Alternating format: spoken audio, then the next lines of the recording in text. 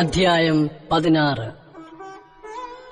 അബ്രാമിന്റെ ഭാര്യയായ സാറായി മക്കളെ പ്രസവിച്ചിരുന്നില്ല. എന്നാൽ അവൾക്ക് ഹാഗാർ എന്നു പേരുള്ള ഒരു മിസ്രൈമ്യ ദാസി ഉണ്ടായിരുന്നു. സാറായി അബ്രാമിനോട്, ഞാൻ പ്രസവിക്കാതിരിപ്പാൻ യഹോവ എന്റെ ഗർഭം അടച്ചിരിക്കുന്നുവല്ലോ, എന്റെ ദാസിയുടെ അടുക്കൽ ചെന്നാലും പക്ഷെ അവളാൽ എനിക്ക് മക്കൾ ലഭിക്കും എന്ന് പറഞ്ഞു.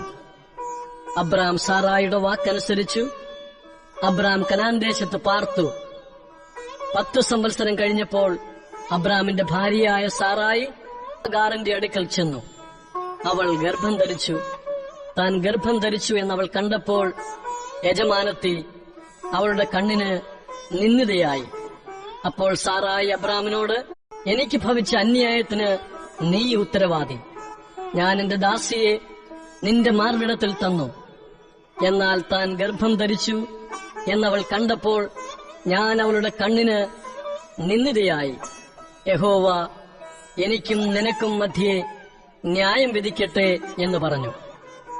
അബ്രാം സാറായിയോട്, നിന്റെ ദാസി നിന്റെ കയ്യിലിരിക്കുന്നു, ഇഷ്ടം പോലെ അവളോട് ചെയ്തുകൊള്ളുക എന്ന് പറഞ്ഞു.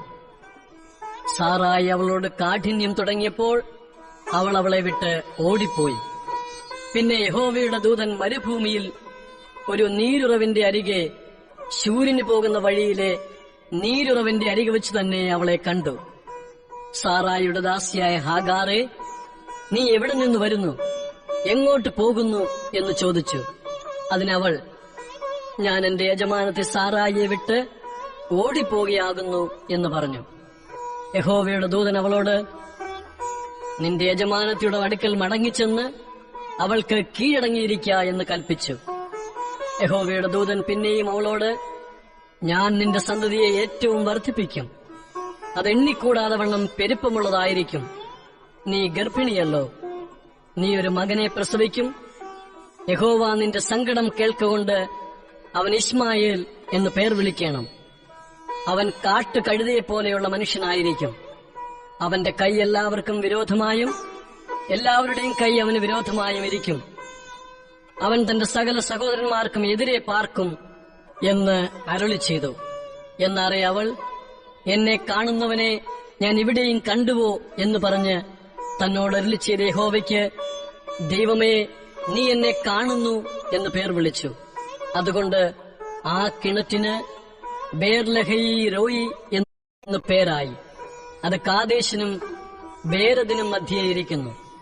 പിന്നെ ഹാഗാർ അബ്രാമിന് ഒരു മകനെ പ്രസവിച്ചു. ഹാഗാർ പ്രസവിച്ച തന്റെ മകന് അബ്രാം ഇശ്മായേൽ എന്ന് പേരിട്ടു. ഹാഗാർ അബ്രാമിന് ഇശ്മായേലിനെ പ്രസവിച്ചപ്പോൾ അബ്രാമിന് 86 വയസ്സായിരുന്നു.